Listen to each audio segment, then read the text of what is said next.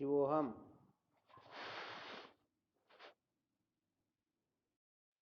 आवाज आ रही? क्या विषय चल रहा था अपना?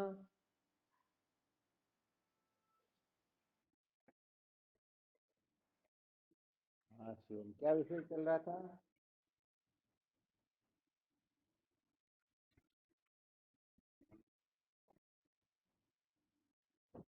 संसार में किसी भी सत्य का साक्षात्कार नहीं किया जाता।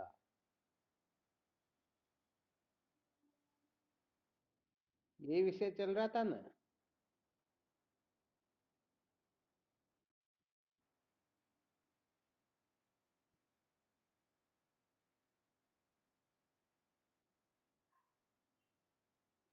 क्या सुना रहे थे इसके अंतर्गत?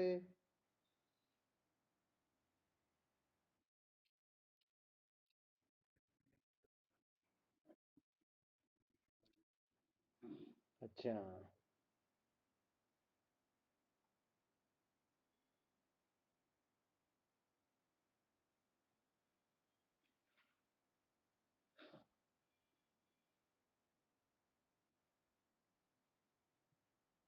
तो अपना विषय चल रहा था, संसार को बनाए रखकर कभी भी सत्य का साक्षात्कार नहीं किया जा सकता।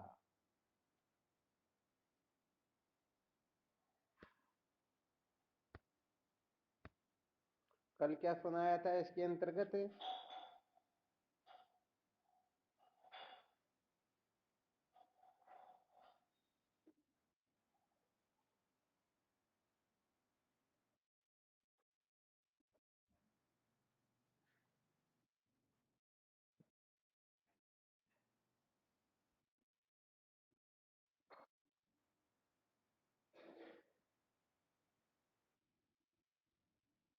अच्छा, ये विषय तो प्रसंग बस सुनाया था। यदि कोई जागृत स्वप्न सुषुप्ति में कहीं पर भी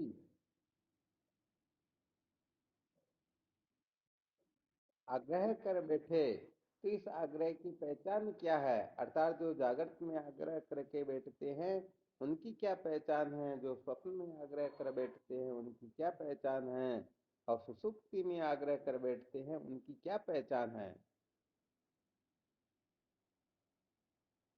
तो ये समाधि का जो दृष्टांत दिया गया, या समाधि से तात्पर्य समझना चाहिए अष्टांग योग के द्वारा, अर्थात देह में अमत्व ममत्व करने,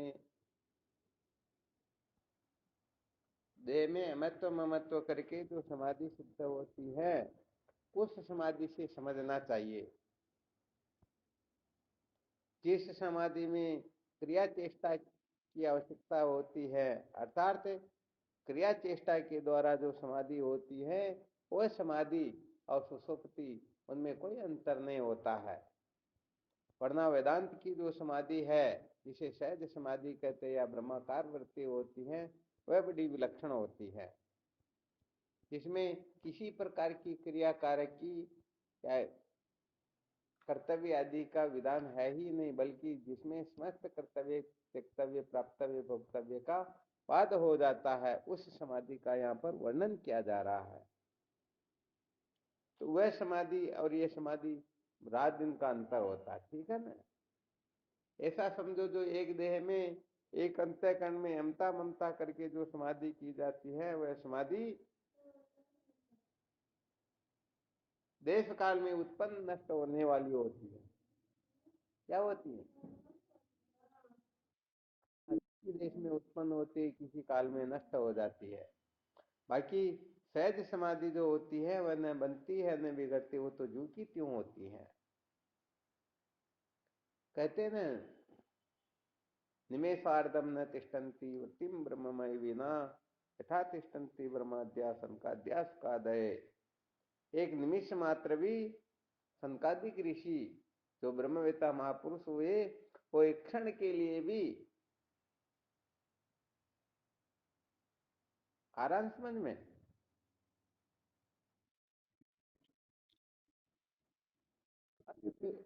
आज तो आवाज आनी चाहिए, वो पहले वाला ही फोन चल रहा है अब तो। फिर भी आवाज नहीं आ रही क्या? आपके पास क्या हुआ? आवाज बराबर नहीं आ रही है ना?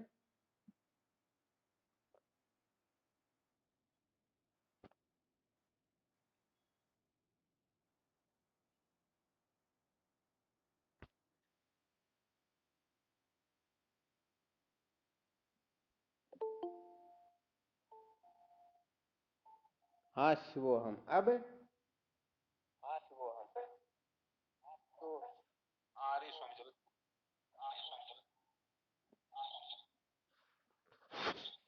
अब तो आ रही है ना? तो आती है। हाँ जी स्वामी जी आ रही है। डबल जी बना है। अब नहीं आएगी। बिल्कुल है। तो क्या होता है, हमें केवल इतना ही संकेत समझना था कि हम कहीं जागृत में, स्वप्न में, सुषुप्ति में आग्रह करके तो नहीं बैठे हुए हैं। अर्थात यहाँ पर आग्रह करके बैठना ही अपने पतन का मुख्य कारण होता है। सत्य का जो साक्षात्कार नहीं होता है उसमें एक महत्वपूर्ण बात बताई जाती है, और वह महत्वपूर्ण बात है, हम कहीं पर भी आग्रह करके बैठ जाते हैं। तो ये तीन अवस्थाएं ही मुख्य रूप से हुआ करती हैं, और तीन अवस्थाओं में से किसी भी अवस्था में यदि हम किसी भी प्रकार का आग्रह करके बैठे हुए हैं, तो सच्ची बात यह है कि हम सत्य को ठीक ठीक प्रकार से अनुभव नहीं कर पाएंगे। अब तो आवाज ठीक आ रही है ना? जी गुरुदेव आ रही है। ठीक आ रही गुरुदेव। चलो ठीक है। तो जागृत में आग्रह का क्या मतलब होता है, स्वप्न में क्या होता है, और सुषुप्ति में क्या होता है?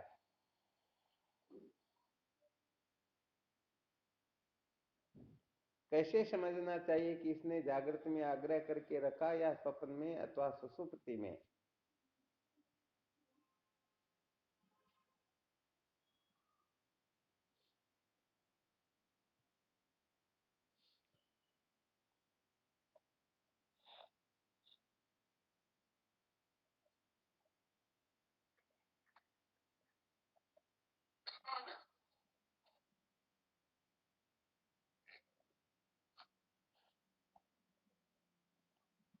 क्या बात हुई, कोई बोले नहीं?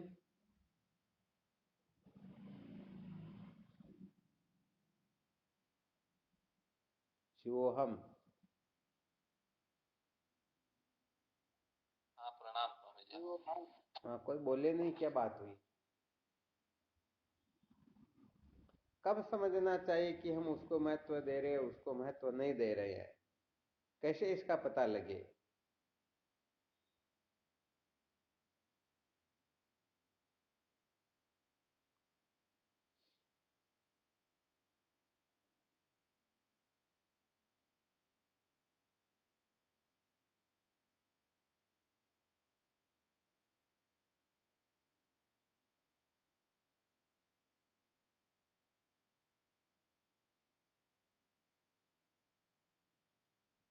आवाज नहीं आ रही या कोई बोल नहीं रहे? जागृत आवाज तो आ रही है स्वामी जी, खूब आ रही है। हाँ चलो बिल्कुल ठीक, बोलो।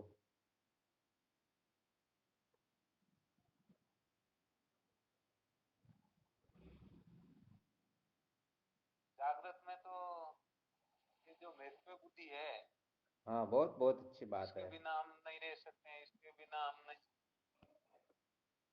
सार रूप तो से देखें, जब तक हमारे सार रूप से यदि निश्चय करें ना, तो ये जागृत में जो प्रपंच प्रतीत होता है, ये क्या है? ये ईश्वर का संकल्प है, ईश्वर का स्वप्न है। अथवा ऐसा समझना चाहिए, ईश्वर के द्वारा रचा हुआ ये पंचभौतिक जो भूत भौतिक पदार्थ दिखाई देते हैं ना, ये सारा का सारा ईश्वर रचित है। जी गुरुदेव। तो ये ईश्वर रचित अर्थात ये ईश्वर का संकल्प है। अब यदि कोई ईश्वर के संकल्प को हाँ सत्य समझता है, ध्यान देना अच्छी तरह से। संकल्प चाहे किसी का भी वो सत्य होता है या मिथ्या होता है? मिथ्या। हाँ, कहने का मतलब मिथ्या ही होता है। कल्पना करके किसी ने कुछ बनाया हो, जैसे कल्पना करके कोई मैं लड्डू खा रहा हूं, तो क्या होगा ये? अरे मिथ्या ही तो होगा। तो ये ईश्वर रचित जो संसार है, इस संसार के अंतर्गत यदि ये आग्रह करके बैठा हुआ है तो समझ लेना चाहिए इसकी जागृत में आ सकती है। अब भले ये इनको मिटाना चाहिए, बदलना चाहिए, इधर उधर करना चाहिए, कुछ भी क्यों नहीं करना चाहे, तो जागृत के अंतर्गत ये अपना शरीर भी होता है, जिसे स्थूल शरीर कहते हैं। ये जागृत अवस्था स्थूल शरीर की ही होती है। तो स्थूल शरीर के प्रति जो जो भी आग्रह बने हुए हैं, बैठे हुए हैं, जागृत अवस्था में जिन 42 तत्वों के द्वारा व्यवहार होता है, अथवा जिन 14 इंद्रियों के द्वारा व्यवहार होता है, उस व्यवहार को सत्य प्रिय रमणीय समझना, उनमें अमता ममता होना, उनमें किसी भी प्रकार का आग्रह करना, इनको बनाए रखने का अथवा इनको मिटाने का सपना देखना, ये सारे के सारे संकेत करते हैं कि हम अभी जागृत में ही अटके हुए हैं, जागृत को महत्व दे रहे हैं।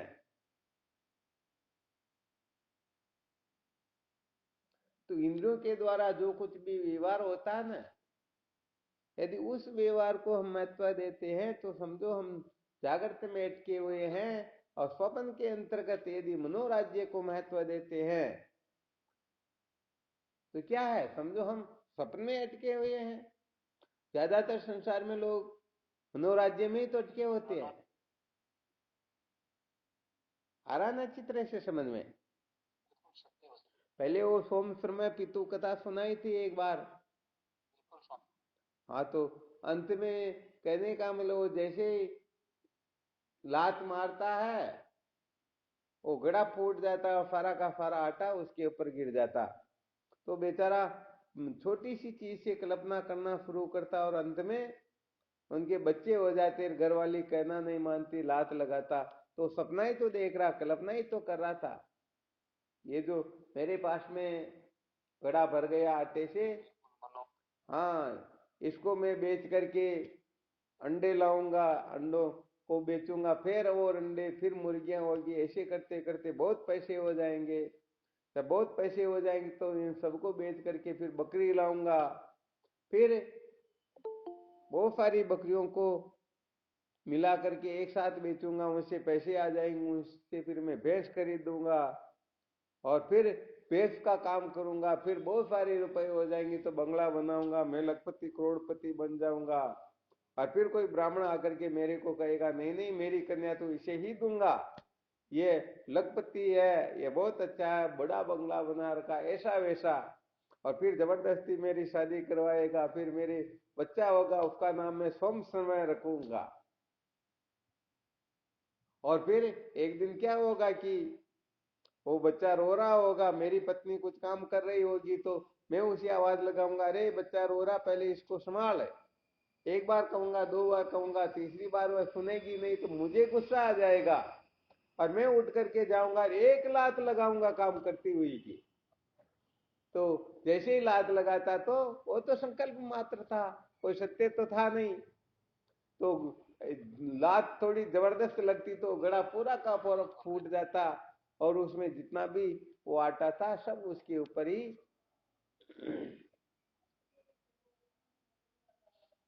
गिर जाता। हाँ, बिल्कुल सही है।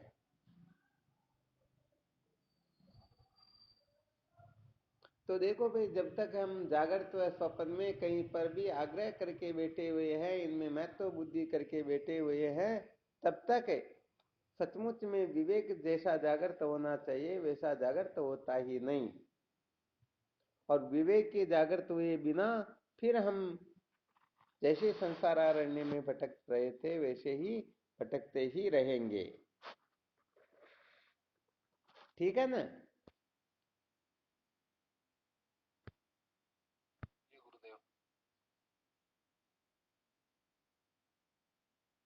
तो वैसे देखा जाए तो जब तक जागृत प्रपंच से छुटकारा नहीं मिलता तब तक स्वप्न प्रपंच से छुटकारा मिलना थोड़ा दुर्लभ है।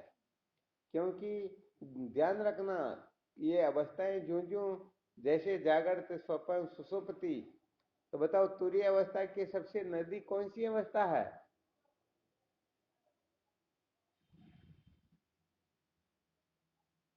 सुपति है। हाँ, सुषुप्ति अवस्था है। और फिर उसके सुषुप्ति से थोड़ी और आगे स्वप्न अवस्था है, और सबसे बाहर है जागृत अवस्था। अब देखो यहां विचार करके, जो राष्ट्रपति के सबसे नजदीक होता है वह अधिक मूल्यवान होता है, या बहुत दूर होता है वो अधिक मूल्यवान होता है? जैसे अपना पुत्र अधिक मूल्यवान होता है, या पुत्र का मित्र अधिक मूल्यवान होता है, अथवा पुत्र के मित्र का मित्र, कौन अधिक मूल्यवान होता है?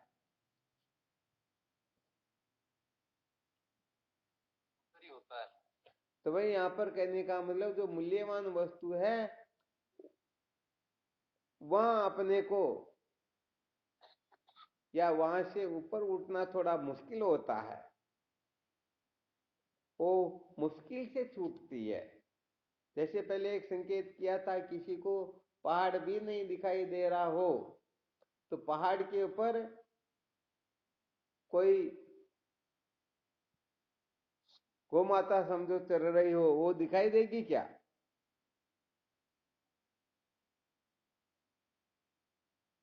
नहीं देगी। नहीं देगी ना।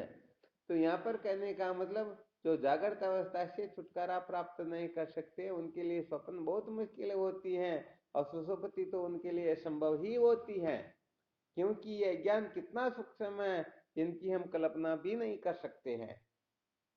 ये जागृत तो अपने को दिखाई दे रहा, अथवा समझो ये जागृत का प्रपंच तो इस प्रकार से अपने को लंबा चौड़ा फैला हुआ सब कुछ दिखाई दे रहा, परंतु स्वप्न अवस्था तो कंठ में हिता नाम की जो नाड़ी है इतनी सी जगह पर है, तो बताओ वो दिखाई देगी क्या?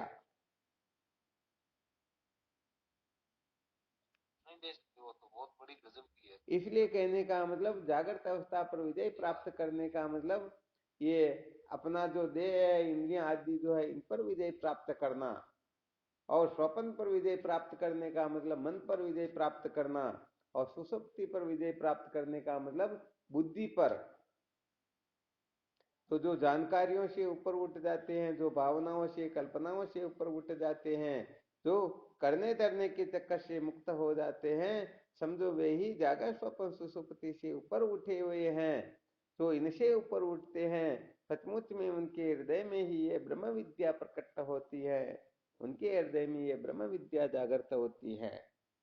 तो कुल मिलाकर के जागृत में जो कुछ भी दिखाई देता है, जागृत में जो प्रपंच प्रभासत सो सब बुद्धि विलास बन्यो है, जागृत में जो कुछ भी प्रपंच दिखाई देता है, यदि इनमें से हम किसी को भी सत्य प्रिय रमणीय समझते हैं, मैं मेरा समझते हैं, इनको प्राप्त करके हम अपने आप को अजर अमर बनाना चाहते हैं, इनके लिए ही हमने अपने जीवन को पूर्ण रूप से समर्पित कर दिया हो, तो समझ लेना चाहिए वास्तव में कहाँ अटके हुए हैं? जागृत में अटके हुए हैं ना? बिल्कुल सत्य या गड़बड़ है?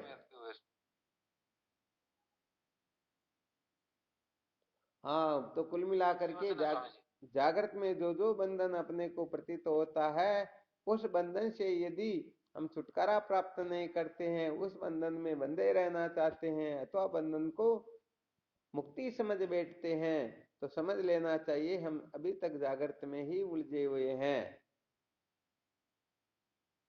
या जो ये विवेचना हो रही, कुल मिलाकर के इतना ही संकेत किया जा रहा, संसार को बनाए रखकर सत्य का साक्षात्कार नहीं होता, तो ये संसार जो है जागृत रूप भी होता है, स्वप्न रूप भी होता है, और सुषुप्ति रूप भी होता है। संसार का, प्रपंच का ये तीन रूप समझ लो, जागृत, स्वप्न और सुषुप्ति। फिर इन तीनों का जो अधिष्ठान होता है उसको तो तुरीय कहते हैं, उसको तो आत्म तत्व कहते हैं।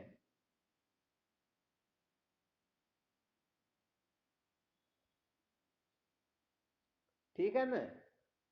आवाज नहीं आ रही, आवाज ही पूरी गुरुदेव, आवाज नहीं आ रही बिल्कुल। आवाज अब कट गई क्या?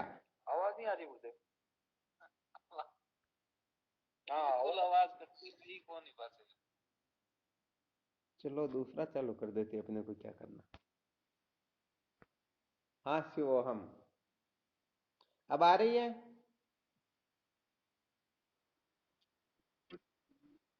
चलो कोई बात नहीं है। देखो दो दो को तैयार कर रखा तो कौन सत्संग को पूरी करवाता।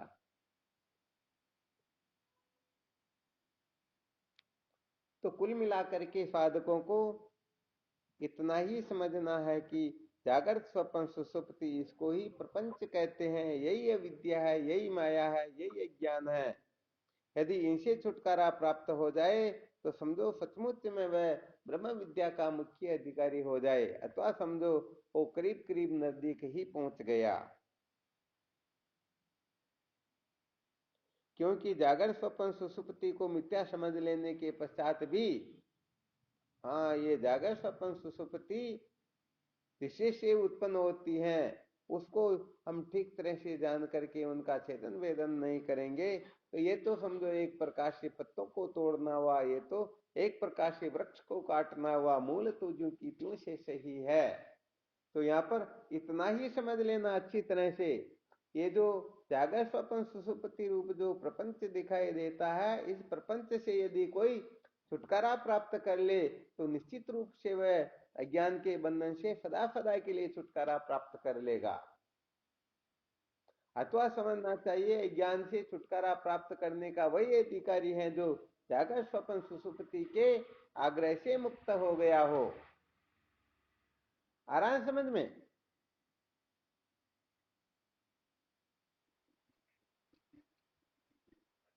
अच्छा ऐसा भी हो रहा है क्या?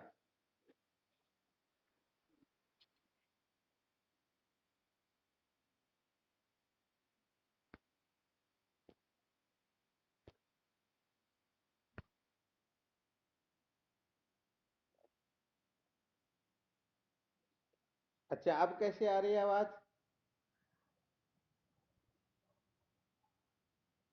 मैं तो खूब आई आवाज। हो भाई, अरे वाह, क्या बहुत अच्छी बात है। तो यहां पर बताया गया था जागर स्वप्न सुसुप्ति ये जो प्रपंच है इसी को संसार कहते हैं। और जागर स्वप्न सुसुप्ति का जब आग्रह समाप्त हो जाता है तब समझो वह सचमुच में ब्रह्म विचार करने के योग्य हुआ। क्या हुआ? अब वह ब्रह्म विचार ठीक प्रकार से कर पाएगा, जागृत क्योंकि स्वप्न, क्या हुआ?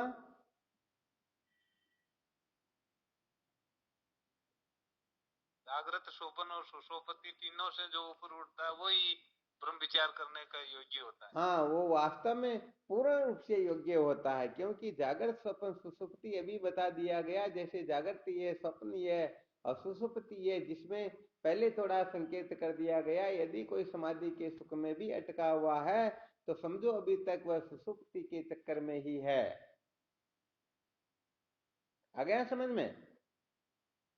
तो यहाँ पर आत्म तत्व को जानने के सिवाय आ गया सब। यदि किसी भी प्रकार का आग्रह बनाए रखा हुआ है तो समझो वह या तो जागृत के चक्कर में है अथवा स्वप्न के है अथवा सुसुप्ति के चक्कर में है ही है।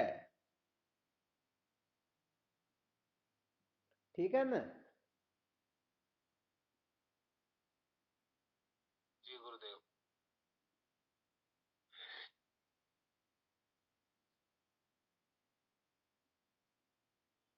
और जो इनके चक्कर में है वो वास्तव में क्या होता है, इनको सत्य समझ करके, प्रिय समझ करके, रमणीय समझ करके ऐसा पागल हो जाता है कि उनकी वृत्ति में ऐसा विवेक कभी जागृत होता ही नहीं कि वास्तव में इन तीनों से परे भी कोई परम तत्व है, कोई वास्तव में ऐसी वस्तु है जिनको जान करके हम सदा सदा के लिए कृतार्थ हो जाए।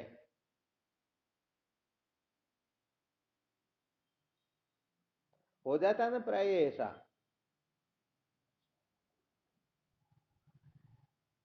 हो जाता है सब। हाँ बिल्कुल होता है, क्योंकि एक जगह पर यदि कोई आग्रह हो क्या करके जाता, बैठ होता गया ही है। तो फिर उसे कहने का मतलब आगे पीछे का पता चलता ही नहीं। तो साधकों को जागृत स्वप्न सुषुप्ति रूप जो ये प्रपंच है, इन प्रपंच को अर्थात जागृत को, स्वप्न को, सुषुप्ति को सम्यक प्रकार से मिथ्या अनुभूत कर लेना चाहिए। अच्छी तरह से समझ लेना चाहिए कि ये असार है, अनित्य है, ये नाशवान है, वास्तव में स्वतंत्र सत्ता शून्य है। इन जागृत स्वप्न सुषुप्ति रूप प्रपंच को बनाए रखकर हम कभी भी सत्य का साक्षात्कार नहीं कर सकते हैं, अपने जीवन को धन्य नहीं बना सकते हैं। वास्तव में इनको बनाए रखना या इनके प्रति आग्रह करके इनके पीछे पागल हुए रहना, ये मानव जीवन का वास्तविक सार नहीं है। आ गया समझ में? तो अपना जो मूल विषय चल रहा था, आत्मभ्रांति समरोग नहीं। तो आत्मभ्रांति किसको कहते हैं? जागृत, स्वप्न, सुषुप्ति, इन तीनों को बनाए रखना या इन तीनों के प्रति किसी भी प्रकार का आग्रह कर लेना, इसी को आत्मभ्रांति कहते हैं। क्या कहते हैं? आत्मभ्रांति। समझ में आ गया ना? जागृत, स्वप्न, सुषुप्ति, इन तीनों में किसी भी प्रकार का आग्रह करना, चाहे ग्रहण का करे चाहे त्याग का करे, यदि हम किसी भी प्रकार का आग्रह कर रहे हैं तो समझ लेना चाहिए ये आत्मभ्रांति है। और इस प्रकार की आत्मभ्रांति जिनको हुई है और जो इस भ्रांति से छुटकारा चाहते हैं, वे ही सचमुच में वेदांत के मुख्य अधिकारी होते हैं।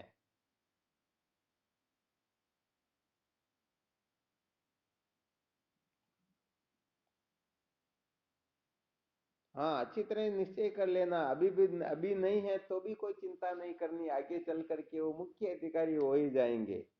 क्योंकि जागृत, स्वप्न, सुषुप्ति बस इतना ही प्रपंच होता है, इसके सिवाय प्रपंच कुछ है ही नहीं। जागृत, स्वप्न, सुषुप्ति में पांचों का बकेड़ा हाँ सबको अनुभूत होता रहता है।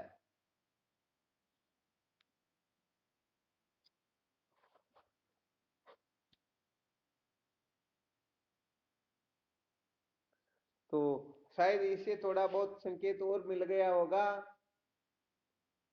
कि हम सचमुच में आत्म तत्व के बारे में भ्रांत है या नहीं। अर्थात यदि हम आत्म तत्व के बारे में भ्रांत है तो हमें ब्रह्म विचार करना चाहिए, और यदि आत्म तत्व के बारे में हम निर्भ्रांत है, समस्त भ्रांतियों से छुटकारा हमने प्राप्त कर लिया हो, तो फिर उनके लिए कोई कर्तव्य शेष है ही नहीं। यदि कोई उनके लिए कर्तव्य का विधान करता है तो उनके जैसा ना समझ अज्ञानी संसार में कोई और दूसरा है ही। तो भाई ये तो आप स्वयं सब अपने अपने दृष्टिकोण से देख सकते हो भाई हम कितने प्रतिशत ज्ञानी है। ठीक है ना?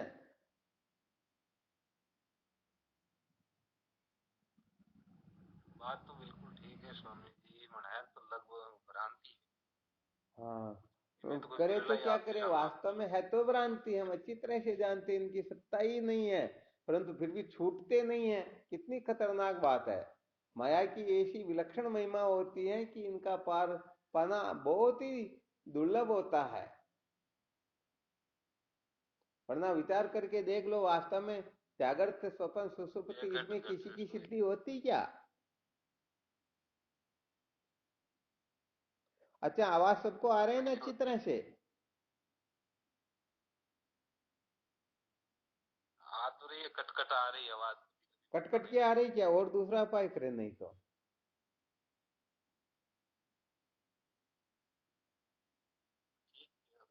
बीच में आ रही कभी कभी।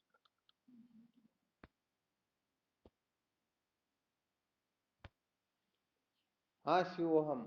अब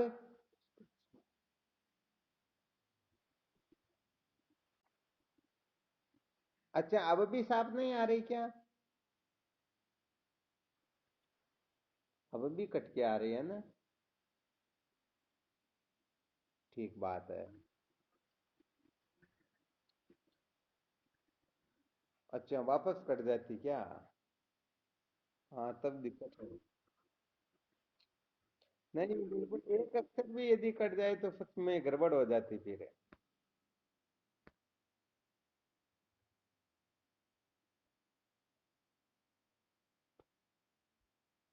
गुरुजी शॉर्ट हो रहा है क्या?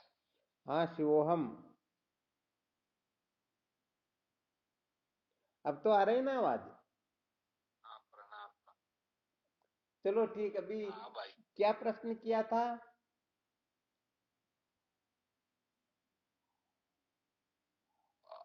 जागृत स्वप्न सुषुप्ति ये तीनों वास्तव में सत्य है या मिथ्या?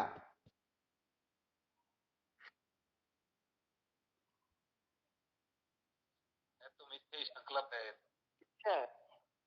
मिथ्या कोई सिद्ध करके बता सकते हैं कैसे मिथ्या?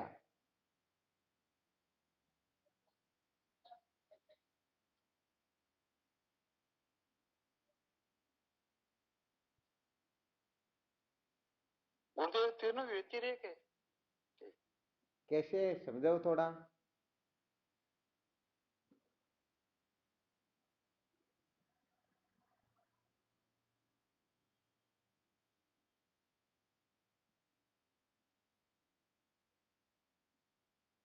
व्यतिरेक का मतलब स्वामी जी, जब ये जागृत है तब ये सुपन और सुषुप्ति नहीं है, जब सुपन है तब जागृत और सुषुप्ति नहीं है, और सुषुप्ति है तब ये जागृत और सुपन नहीं है।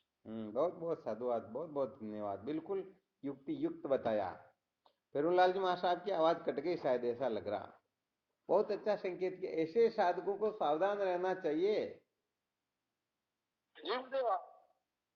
तो कहने का मतलब यह है, सत्य जो होता है त्रिकालवादी तुम सत्य तुम, जिसका तीनों कालों में बाध न हो, उसको सत्य कहते हैं।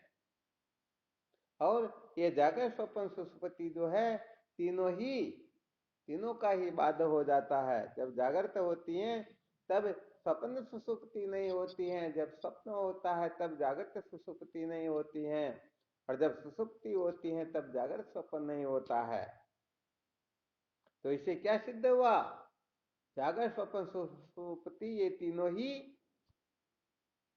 और भी कोई दृष्टांत बता सकता है क्या?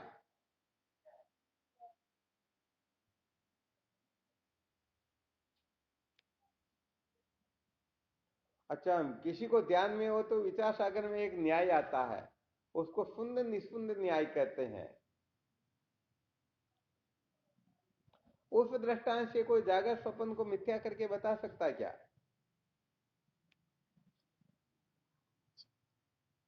कौन सा दृष्टांत स्वामी जी? सुंद निसुंद न्याय।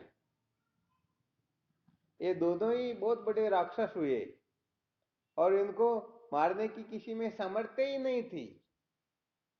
स्वयं भगवान नारायण चाह ले कि मैं इनको मारूं, फिर भी वो नहीं मार सकते थे।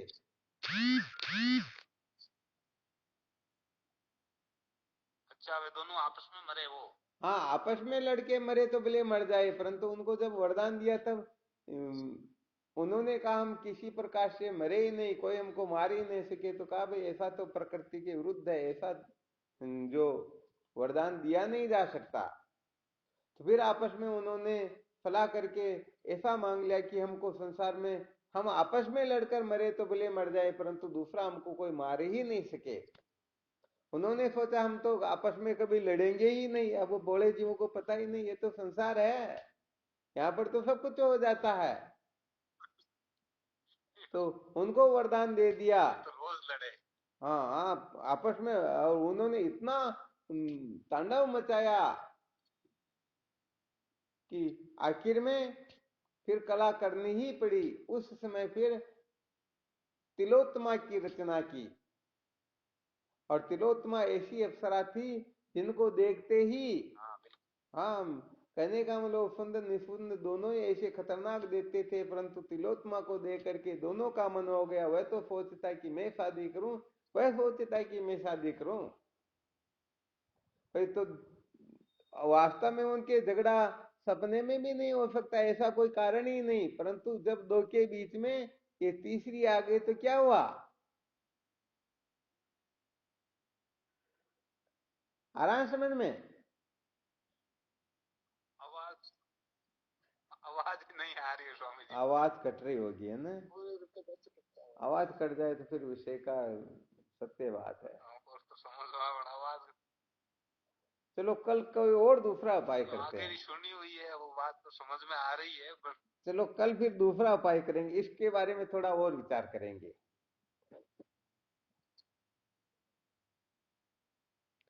ठीक शिवोहम।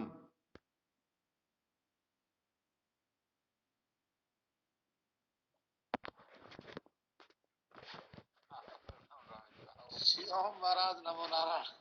हाँ शिवोहम। आवाज नारी। कल दूसरा उपाय करते हैं।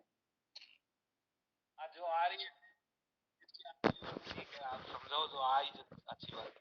नहीं नहीं, अब कल विचार करेंगे।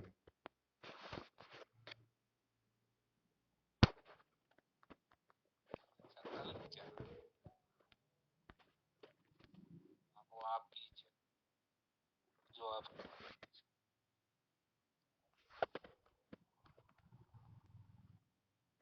हाँ शिवोहम। गुरुदेव प्रणाम, चरण स्पर्श। हाँ शिवोहम। प्रणाम। जय हो स्वामी शिवोहम। व्यापरी। आवाज नहीं आ रही आज तो मैं। हाँ चलो कोई बात नहीं। भगवान के पावन। हाँ शिवोम नारायण हरि ओम। स्वामी जी के चरणों में साष्टांग प्रणाम। शिवोहम। भगवान के श्री चरणों में शिवोहम। शिवम गुरुदेव शिवम। शिवोहम। प्रणाम। हाँ नारायण नारायण। प्रणाम गुरुदेव, आपकी श्री चरणों में प्रणाम बारंबार। शिवोहम। प्रणाम गुरुदेव। शिवोहम।